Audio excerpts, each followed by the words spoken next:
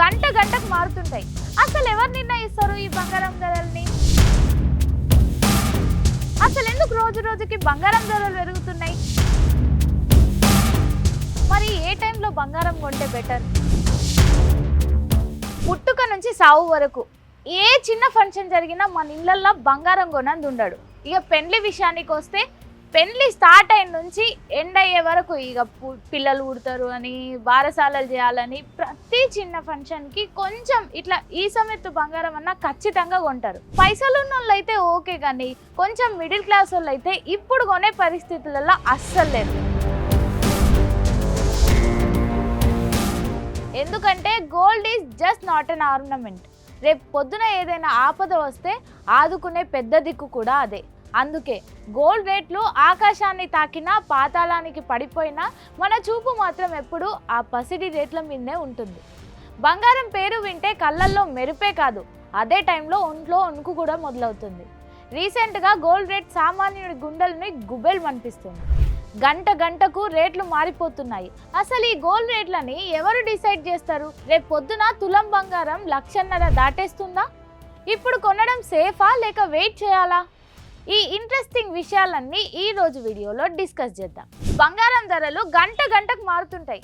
అసలు ఎవరు నిర్ణయిస్తారు ఈ బంగారం ధరల్ని? బంగారం ధరలని ప్రభుత్వం నిర్ణయిస్తుందని చాలా మంది అనుకుంటారు, కానీ అది తప్పు. మన దేశంలో ప్రతిరోజు ఉదయం సాయంత్రం బంగారం రేట్లు ఫిక్స్ చేసేది IBJA, అంటే India bullion and jewelleries association. దేశంలోని టాప్ డీలర్లతోటి మాట్లాడి ఈ రేట్లను ఫిక్స్ చేస్తారు.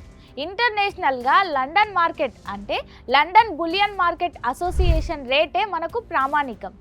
అక్కడ రేటు పెరిగితే వరల్డ్ వైడ్గా గోల్డ్ రేట్లు పెరుగుతాయి. ఇక డిమాండ్ సప్లై గురించి మాట్లాడితే కొనే వాళ్ళు ఎక్కువైతే రేట్ పెరుగుతుంది, సప్లై ఎక్కువైతే రేట్ తగ్గుతుంది. ఇదంతా ఓకే, కానీ అసలు ఎందుకు రోజుకి బంగారం ధరలు పెరుగుతున్నాయి? ఈ మధ్యకాలంలో బంగారం ధరలు ఆకాశాన్ని అంటుతున్నాయి. ఇందుకు మెయిన్ రీజన్ ఏంటో తెలుసా? ఒకటి, ఇన్ఫ్లేషన్. వస్తువుల ధరలు పెరిగి డబ్బు విలువ తగ్గినప్పుడు అందరికీ గుర్తొచ్చే ఏకైక సేఫ్ ఇన్వెస్ట్మెంట్ బంగారం. అందుకే డిమాండ్ పెరిగి ధర పెరుగుతుంది. Next one, war zone. ప్రపంచంలో ఎక్కడ యుద్ధం మొదలైనా, ఫర్ ఎగ్జాంపుల్ రష్యా, యుక్రెయిన్ లేదంటే మిడిల్ ఈస్ట్ దేశాల్లో గొడవలు మొదలవ్వగానే స్టాక్ మార్కెట్ పడిపోతాయి. దెబ్బకు ఇన్వెస్టర్లు భయపడి స్టాక్ మార్కెట్ నుండి డబ్బు తీసి బంగారంలో దాచుకుంటారు. ఆ తర్వాత సెంట్రల్ బ్యాంక్స్, మన RBI లాంటి పెద్ద బ్యాంకులు టన్నుల కొద్ది బంగారాన్ని నిల్వ కోసం కొనుక్కుంటాయి. వాళ్ళే అంతగానం కొనుక్కుంటే మార్కెట్లో రేట్లు పెరగక ఇంకేమవుతుంది? నాలుగవది, ఇంట్రెస్ట్ రేట్స్. అమెరికా తన వడ్డీ రేట్లను తగ్గిస్తే డాలర్ బలహీనపడుతుంది. అప్పుడు ఇన్వెస్టర్లందరూ గోల్డ్ వైపు క్యూ కడతారు. ఇక last one, demand and supply. మన దేశంలో పెళ్ళిళ్ళు పండుగలకు ఉన్న క్రేజ్ మామూలుగా కాదు. జనాభా పెరుగుతుంది, కానీ అందుకు తగ్గట్లు భూమిలో బంగారం పెరగదు కదా. అందుకే రేట్ ఎప్పుడు పైకే. ఈ రీజన్స్ వల్ల మార్కెట్లో డిమాండ్ బాగా పెరుగుతుంది. గడియకి మారే బంగారం ఇప్పుడు దుబాయ్లో ఎంతుందో చూద్దాం, ఇండియాలో ఎంతుందో చూద్దాం. ప్రజెంట్ మన ఇండియాలో 24 క్యారెట్ల 10 గ్రాముల బంగారం ధర 1.5 లక్షకు ఉండగా, దుబాయ్లో ఇదే 24 క్యారెట్ల 10 గ్రాముల బంగారం ధర 5,850 దిర్హంలు, అంటే భారత కరెన్సీలో సుమారు 1,40,000కు పైగా ఉంది. మన దగ్గర కంటే దుబాయ్లో గోల్డ్ రేట్లు తక్కువని అక్కడి నుండి వచ్చే వాళ్ళు గోల్డ్ కొని తెస్తుంటారు కదా. ఎందుకో తెలుసా? ఇండియాలో బంగారం మైనింగ్ తక్కువ, మనం బయట నుండి దిగుమతి చేసుకుంటాం. దీనిపై మన government custom duty and tax వేస్తుంది. ఈ ట్యాక్సులు లేకపోవడం వల్లే దుబాయ్ లేదా అమెరికాలో రేట్లు తక్కువగా ఉంటాయి. రీసెంట్ బడ్జెట్లో ప్రభుత్వం గోల్డ్ మీద ఇంపోర్ట్ డ్యూటీని కొంత తగ్గించింది. ప్రస్తుతం ఇంటర్నేషనల్గా గోల్డ్ ఔన్స్ ధర దాదాపు $5,000 టార్గెట్ వైపు వెళ్తుంది. ఈ ఏడాది బడ్జెట్లో బంగారం ధరలు మారబోతున్నాయా? ఈసారి బడ్జెట్లో ప్రభుత్వం బంగారంపై కస్టమ్ డ్యూటీ తగ్గించింది. అంటే విదేశాల నుండి మన దేశానికి వచ్చే బంగారంపై పన్నును ప్రభుత్వం తగ్గించింది.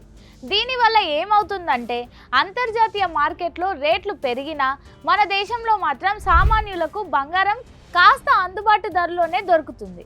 చాలామంది సెవెరల్ గోల్డ్ బాండ్స్, అంటే ఫిజికల్ గోల్డ్ కాకుండా పేపర్ రూపంలో గోల్డ్ కొంటుంటారు. అయితే ఇప్పుడు ప్రభుత్వం ఆ బాండ్ల జారీని నిలిపివేయాలని చూస్తుంది.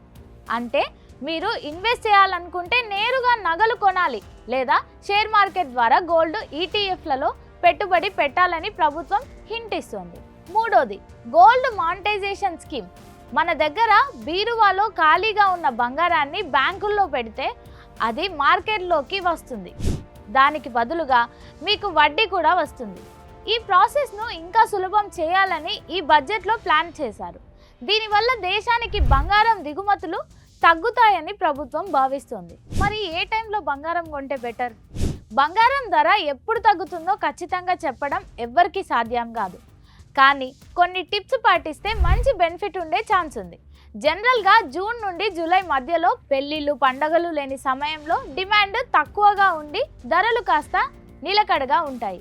ఒకేసారి భారీగా కొనకుండా ప్రతి నెల కొంత మొత్తాన్ని, అంటే ఎగ్జాంపుల్ 1-2 గ్రాములు కొంటూ పెడితే ధర సగటు అయ్యి లాభం వస్తుంది. ఇప్పుడు మెయిన్ పాయింట్, మీరు బంగారాన్ని ఎందుకు కొంటున్నారు? మీరు నగలు వేసుకోవడానికి కొంటుంటే ఓకే, కానీ ఇందులో మేకింగ్ ఛార్జెస్, వేస్టేజీ 10-20% వరకు ఉంటాయి. మీరు అమ్మేటప్పుడు ఈ మనీ రాదు. మీరు కేవలం డబ్బు సేవ్ చేసుకోవడానికి కొంటుంటే 24 క్యారెట్ల గోల్డ్ కాయిన్స్ని లేదంటే బిస్కెట్స్ బెస్ట్ ఆప్షన్. ఇందులో వేస్టేజ్ ఉండదు, ప్యూరిటీ 99% ఉంటుంది. గోల్డ్ని ఫిజికల్గా స్టోర్ చేయడం రిస్క్ అనుకుంటే గోల్డ్ ఈటీఎఫ్స్ లేదా సెవెరిన్ గోల్డ్ బాండ్స్లో ఇన్వెస్ట్ చేయండి. ఇందులో మీకు ఇంట్రెస్ట్ కూడా వస్తుంది. సో ఫైనల్గా ప్రస్తుతం గోల్డ్ కొనాలా వద్దా? ఎక్స్పర్ట్స్ అనాలిసిస్ ప్రకారం గోల్డ్ రేట్స్ రాబోయే రోజుల్లో ఇంకా పెరిగే ఛాన్స్ ఉంది. కాబట్టి పెళ్ళిళ్ళ కోసం అయితే ఇప్పుడే కొనేయండి. పెట్టుబడి కోసం అయితే ఒకేసారి మొత్తం కాకుండా సిప్ పద్ధతిలో నెలకు కొంచెం కొంచెంగా కొనడం తెలివైన పని.